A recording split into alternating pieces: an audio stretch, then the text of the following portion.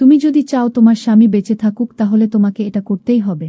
স্বামী বাধ্য হয়ে সেদিন রাতের বেলা আমাকে তার বন্ধুর হাতে সঁপে দিয়েছিল। তারপর স্বামীর বন্ধু সারারাত ধরে আমার সাথে যা করেছিল তা শুনলে আমি গ্যারান্টি দিয়ে বলতে পারি তোমাদের মাথাটা গরম করে দেবে। আমার নাম কবিতা। প্রত্যেকদিন রাতে আমার স্বামীর বন্ধু আমাদের ঘরের ভিতর ঢুকে আমার স্বামীর চোখের সামনে অর্ধেক অর্ধেক কথাটা বলার পরে আমার সাথে ঘনিষ্ঠ সম্পর্ক করত। আর আমি খেতে যেতাম, কিন্তু কিছু করতে পারতাম না। আমার স্বামী আমাকে অনেক ভালোবাসত। আমরা দুইজন নিজের সংসারে খুব সুখে ছিলাম। একদিন হঠাৎ করে আমার স্বামীর প্রিয় বন্ধু আমাদের ঘরের ভিতর ঢুকে পড়ল। তারপর আমার স্বামীকে বলল, তোর বউয়ের উপর তো আমার অধিকার আছে, তাই আজ রাতে তোর বউয়ের সঙ্গে আমি থাকব। আমার স্বামী তার বন্ধুর মুখ থেকে এই কথা শোনার পরে যখন আপত্তি জানান তখন আমার স্বামীর বন্ধু বলল, মনে আছে তো, অর্ধেক অর্ধেক তো সব কিছু আমার। তারপর আমার স্বামী তার বন্ধুর মুখ থেকে অর্ধেক অর্ধেক কথা শোনার পরে আমাকে তার বন্ধুর হাতে সঁপে দিল এবং রুম থেকে মাথা নিচু করে বাইরে চলে গেল। আমার স্বামী যখন চোখের জল ফেলতে ফেলতে অসহায় হয়ে রুম থেকে বাইরে বের হল, তখন আমি তার বন্ধুর হাতে পায়ে ধরে বললাম, দয়া করে আমার মান সম্মান নষ্ট করবেন না। তুমি এটা পাপ করেছ। আমি তোমার বন্ধুর স্ত্রী। আমি তোমার বন্ধুকে মন প্রাণ দিয়ে ভালোবাসি। আমাকে ছেড়ে দাও। কিন্তু ওই শয়তান আমার একটা শোনেননি। আমি তো এটা বুঝতে পারছিলাম না যে ওই অর্ধেক অর্ধেক কথার মধ্যে এমন কি লুকিয়েছিল, যেটার জন্য আমার স্বামী অনেক অসহায় হয়ে আমাকে তার বন্ধুর হাতে সঁপে দিতে বাধ্য হয়েছিল। এই পৃথিবীতে কোনো স্বামী এটা চাইবে না যে তার স্ত্রীর সঙ্গে অন্য পুরুষ কোনো বাজে আচরণ করুন। আর এদিকে আমার স্বামীর চোখের সামনেই তার বন্ধু আমার সঙ্গে সব কিছু করত। কিন্তু জানি না কেন আমার স্বামী তোলাচার ও অসহায় ছিল তার বন্ধুর অর্ধেক অর্ধেক কথা শুনে, জানি না এমনকি বাধ্যতা ছিল অর্ধেক অর্ধেক কথার মধ্যে। আসলে বিয়ের পরে আমি শ্বশুরবাড়িতে 3 বছর ছিলাম। 2 বছর পরে আমার স্বামী যখন খুলনায় চাকরি পেল তখন আমি স্বামীর সঙ্গে খুলনায় চলে এসেছিলাম। চাকরি পাওয়ার 5 থেকে 6 বছর পরে আমার স্বামী নিজের জমানো টাকা থেকে একটা ছোট বাড়ি কিনেছিল। তার আগে স্বামীর সঙ্গে আমি একটা ভাড়া বাড়িতে থাকতাম। স্বামী যখন খুলনায় চাকরি পেয়েছিল তখন আমি স্বামীর সঙ্গে শহরে চলে এসেছিলাম। আমার স্বামীর নাম রাজেশ। স্বামী আমাকে ভালোবেসে বিয়ে করেছিল। আসলে সে আমাকে বেশ কয়েকবার দেখেছিল। আমার বাড়ি থেকে রাজেশের বাড়ির দূরত্ব মাত্র 30 মিনিটে। বিয়ের পরে রাজেশ বলেছিল, আমাদের বিয়ের 1 বছর আগে থেকে সে নাকি আমার উপরে লক্ষ্য রেখেছিল। তারপর সে নিজে আমার বাবার বাড়িতে এসে বাবার কাছে তার সঙ্গে আমার বিয়ের প্রস্তাব রেখেছিল। বাবা রাজেশের সঙ্গে আমার বিয়ে পাকা করেছিল। কারণ গ্রামে রাজেশের খুব ভালো নাম ছিল। কারণ সে পড়াশোনায় খুব ভালো ছিল এবং গ্রামের সবাই জানত রাজেশ একদিন না একদিন অবশ্যই একটা ভালো জায়গায় চাকরি পাবে। রাজেশ যেহেতু শিক্ষিত ছিল এবং সে চাকরি পাবে এটা ভেবে আমার বাবা রাজেশের সঙ্গে আমার বিয়ে দিয়েছিল। এবং গ্রামে রাজেশের বাবার অনেক জমি জায়গাও ছিল। বাবা ভেবেছিল রাজেশের ঘরে আমি অনেক সুখে থাকব। কিন্তু আমার কপালে যে এত কষ্ট লেখা ছিল সেটা আমি ও আমার পরিবারের লোক কেউ স্বপ্নেও ভাবতে পারেননি। বাবা মা যখন তার ছেলে মেয়ে কোনো একটা সম্বন্ধ খুঁজে বের করে বিয়ে পাকা করে, তখন তারা এটা ভেবে বিয়ে দেয় যে আমার ছেলে বা মেয়ে খুব সুখে থাকবে। কিন্তু কার কপালে কি লেখা আছে এটা তো কেউ বলতে পারবে না। বিয়ের পরে আমি কিন্তু খুব সুখে ছিলাম। আমার স্বামী আমাকে ভীষণ ভালোবাসত। কারণ এমনিতেই সে আমাকে আগে থেকে পছন্দ করত। কিন্তু আমি তাকে চিনতাম না। বিয়ের পরে স্বামী আমাকে বলেছিল সে নাকি আমাদের বিয়ের আগে থেকেই আমাকে ভালোবাসত। কিন্তু সামনে থেকে কোনোদিন কিছু বলার সাহস পায়নি। তাই সে সরাসরি আমার বিয়ের ব্যাপারে বাবার সঙ্গে কথা বলেছিল। বাসর রাতে আমাকে উপহার হিসেবে সোনার চেন দিয়েছিল এবং বলেছিল একটু একটু করে টাকা জমিয়ে নাকি সে সোনার চেনটা আমার জন্য তৈরি করেছে। কারণ আমাদের বিয়ের আগে রাজেশ বেকার ছিল। সে তখন তার দাদার দোকানে থেকে তার দাদার কাজে সাহায্য করত এবং তার দাদা হাতখরচ হিসেবে প্রত্যেক মাসে রাজেশকে কিছু টাকা দিয়ে দিত। সে ওই টাকা থেকে কিছু টাকা জমিয়ে আমার জন্য এই সোনার চেন বানিয়েছিল। তারপর বিয়ের পরে রাজেশ যখন চাকরি পেল তখন রাজেশের সঙ্গে আমিও শহরে চলে এসেছিলাম। কারণ বোর্ডের এটা অনেক দিনের স্বপ্ন ছিল যে নিজের টাকা দিয়ে বাড়ি কিনবে। আমাদের নিজস্ব বাড়ি আসার পরে মনে হয়েছিল জীবনের সব সুখ এবং আনন্দ আমি পেয়ে গেছি। মাঝে মধ্যে আমার বাবা মা আমাদের সঙ্গে দেখা করতে আসত। আমার বাবা তো এটা ভেবে খুশি ছিল যে আমার বিয়ে রাজেশের সঙ্গে দিয়ে একদম ঠিক করেছে, যার জন্য আজ আমি এত সুখে আছি। কিন্তু আমার জীবনে খারাপ অধ্যায় তো সেই দিনই শুরু হয়ে গেছিল, যেদিন আমার স্বামীর বন্ধু হঠাৎ করে আমাদের বাড়িতে ঢুকে পড়েছিল। সেদিন আমি রাজেশ পছন্দের তরিতরকারি রান্না করেছিলাম। সেদিন দুপুরবেলা আমি ওর স্বামী দুজনে একসঙ্গে বসে খাবার খাচ্ছিলাম এবং আমরা খুবই খুশি ছিলাম। তখন হঠাৎ করে আমাদের বাড়ির বেল বেজে উঠল। রাজেশ তখন আমার মুখের দিকে চেয়ে বলল, এই দুপুরবেলা আমাদের বাড়ি থেকে এসেছে। সেদিন রাজেশের ছুটির দিন ছিল। সেদিন সারাদিন স্বামী আমার সঙ্গে ছিল। আসলে ছুটির দিনে স্বামী আমার অনেক কাজে সাহায্য করে দিত। তারপর বাড়ির বেল বাজার পরে আমি যখন দরজা খুলতে গেলাম, তখন তাকে চিনতে না পেরে যখন স্বামীকে ডাক দিলাম, তখন স্বামী এসে তাকে দেখামাত্র এত বেশি ঘাবড়ে গেল যে তার মুখ দিয়ে কথা বের হচ্ছিল না। কিছুক্ষণ পরে দরজার ওপারে দাঁড়িয়ে থাকা ছেলেটি যখন আমার স্বামীর দিকে মুচকি হেসে বলল, কি ব্যাপার বন্ধু, আমাকে দেখে তুমি অনেক বেশি ভয় পেয়ে গেলে, আমাকে বাড়ির ভিতরে ডাকবে না? এভাবে দরজার সামনে দাঁড়িয়ে দাঁড়িয়ে আমার দিকে তাকিয়ে কি লাভ? তোমার বাড়ি মানেই তো আমার বাড়ি, তাই আমাকে বাড়ির ভিতরে আসতে দাও। ওই কথাটা বলা মাত্রই ছেলেটি আমাদের অনুমতি ছাড়াই বাড়ির ভিতরে প্রবেশ করল। আমি তখন স্বামীর মুখের দিকে হা করে আশ্চর্য হয়ে তাকিয়েছিলাম, কারণ আলগা মানুষ কিভাবে আমার স্বামীর চোখের সামনে আমাদের বাড়িতে প্রবেশ করতে পারে। আমি তখন রেগে গিয়ে স্বামীকে বললাম, এই ছেলেটাকে, আর তার সাহস কি করে হলো আমাদের বাড়ির ভিতর এভাবে প্রবেশ করার? তুমি তাকে কিছু বললে না কেন? রাজেশ বলল, এটা আমার ছোটবেলার বন্ধু, এর নাম হচ্ছে সুনীল চক্রবর্তী। ছেলেটি বাড়ির ভিতরে ঢুকে আমাদের কোনো কিছু না বলেই একটা ঘোরের মধ্যে নিজের জিনিসপাতি ভরে দিয়ে স্বামীকে বলল, আমার প্রিয় বন্ধু, আজকে থেকেই রুমটা হচ্ছে আমার। আমার স্বামীর বন্ধুর অসভ্যতা দেখে আমি স্বামীকে বললাম, তোমার বন্ধুকে এত বেশি আশকারা দিচ্ছে কেন? আমার বন্ধু তো এমন ব্যবহার করছে মনে হচ্ছে যেন এই বাড়িটা তোমার নয়, তোমার বন্ধুর। আর তুমি এভাবে তাকে কিছু না বলে চুপচাপ ভূতের মতো দাঁড়িয়ে আছ কেন বলো? তখন সে বলল, তুমি চিন্তা করো না, ও কিছুদিন পরেই আমার এখান থেকে চলে যাবে। আমার বন্ধুর একটু ক্ষোভ আছে। আমার সব জিনিসের উপরে দখল আন্দাজি করা, সে ছোটবেলা থেকেই আমার প্রত্যেকটা জিনিসের উপরে নিজের অধিকার দেখাতে। আসলে ছোটবেলা থেকে আমি তাকে নিজের ভাইয়ের মতো ভালোবাসতাম, কারণ আমার মতো তারও বাবা মা অনেক আগেই মারা গিয়েছিল, তাই আমি তাকে নিজের ভাইয়ের মতোই অনেক ভালোবাসতাম। স্বামীর বন্ধু ব্যবহার দেখে আমাদের তো দুপুরের খাবার দাবার উঠে গিয়েছিল। তারপর আমার স্বামীর বন্ধু ঘরের ভেতরে নিজের জিনিসপাতি রাখার পরে আমাদের কিছু না বলে আমার স্বামীর চেয়ারে বসে স্বামীর প্লেটের খাবারটা নিয়ে খেতে শুরু করে দিন। আমি তখন রাগে স্বামীর বন্ধুকে বললাম, এই প্লেটটা তো আমার স্বামী, তোমাকে আমি অন্য প্লেটে খাবার দিচ্ছি। আমার স্বামীর বন্ধু বলল, না না, প্লেট আলাদা করার কোনো দরকার নেই, আমরা সবকিছু অর্ধেক অর্ধেক ভাগ করে নেব, তাই এই প্লেটের খাবারটা আমরা অর্ধেক অর্ধেক খেয়ে নিতে পারব। এই কথাটা বলে সে আমার স্বামীর ভাগের খাবারটা খেয়ে চলে গেল।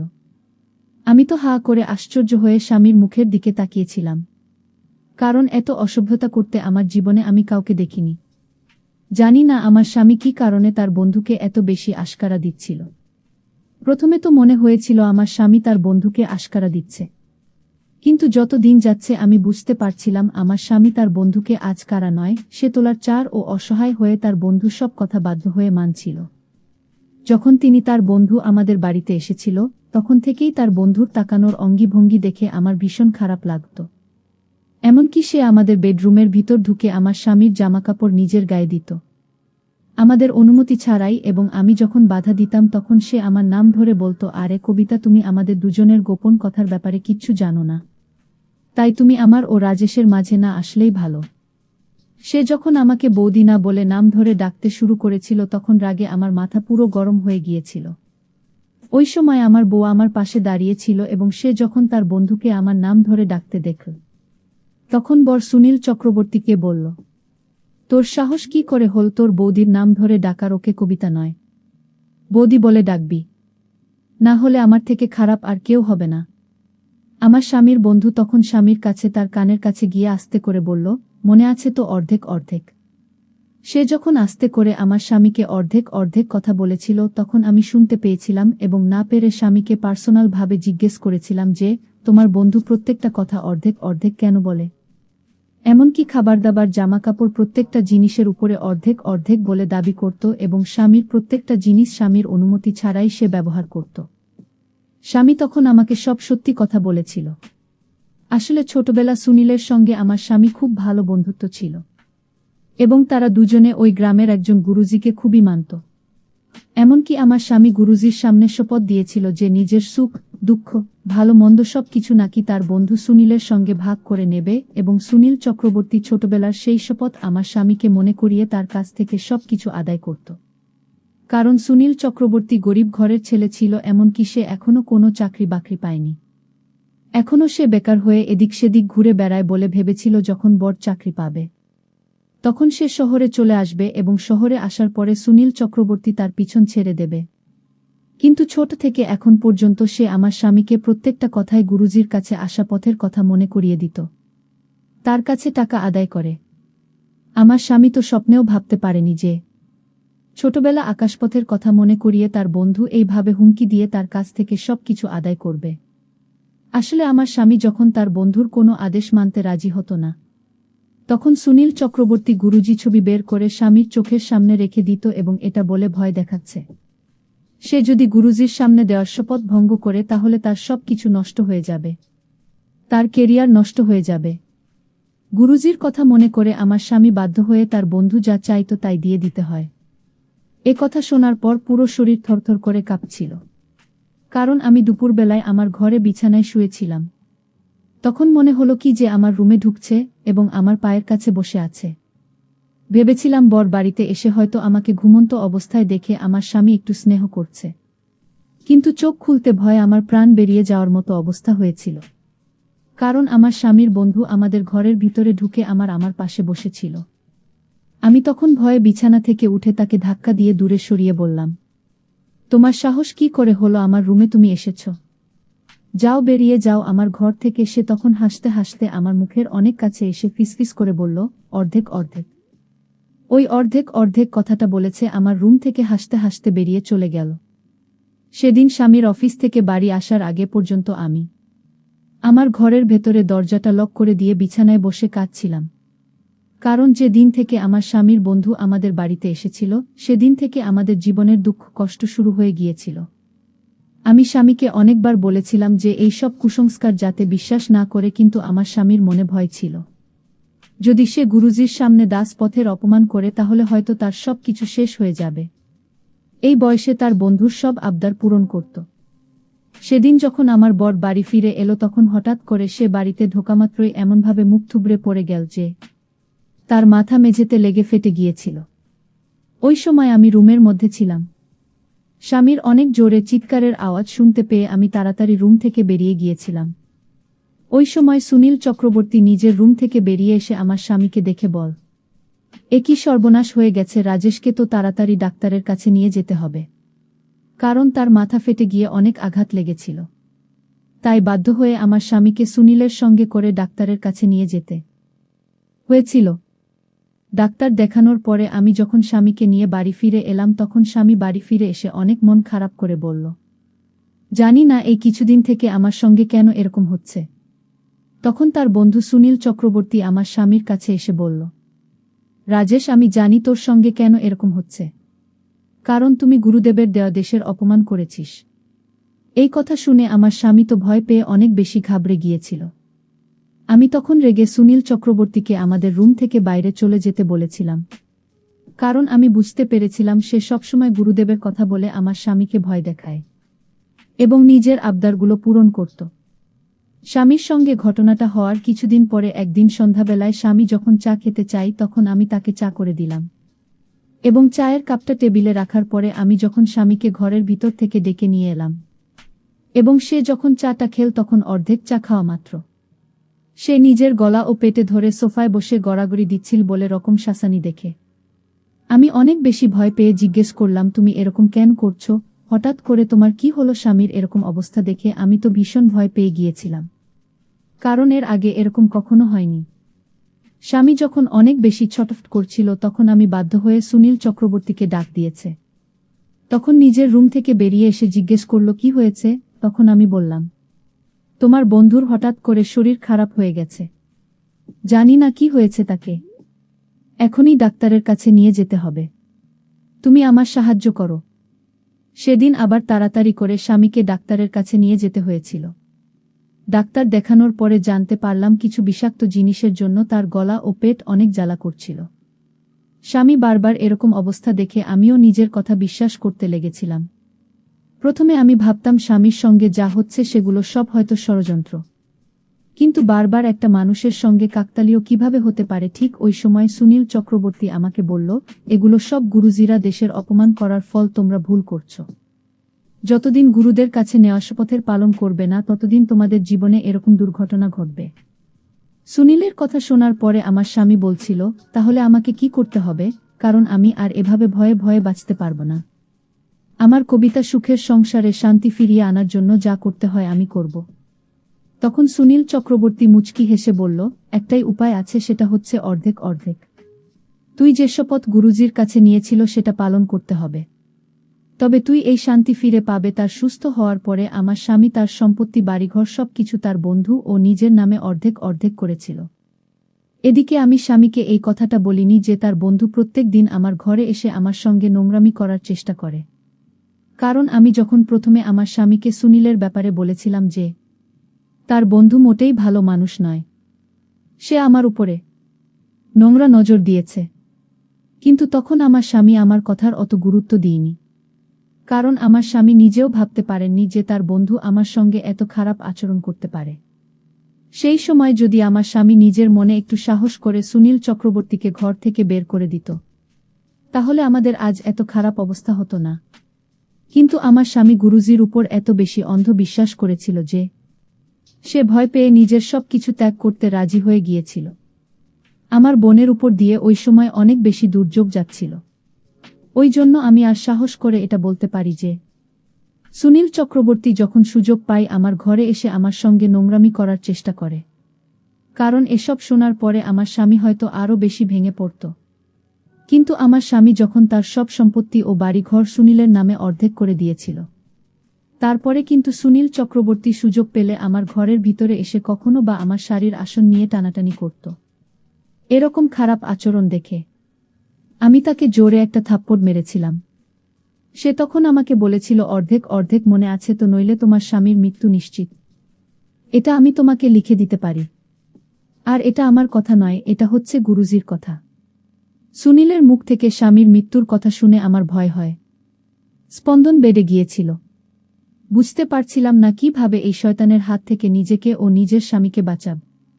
কারণ সুনীল চক্রবর্তী তো আমার স্বামীর সব সম্পত্তি অর্ধেক দিয়েছিল।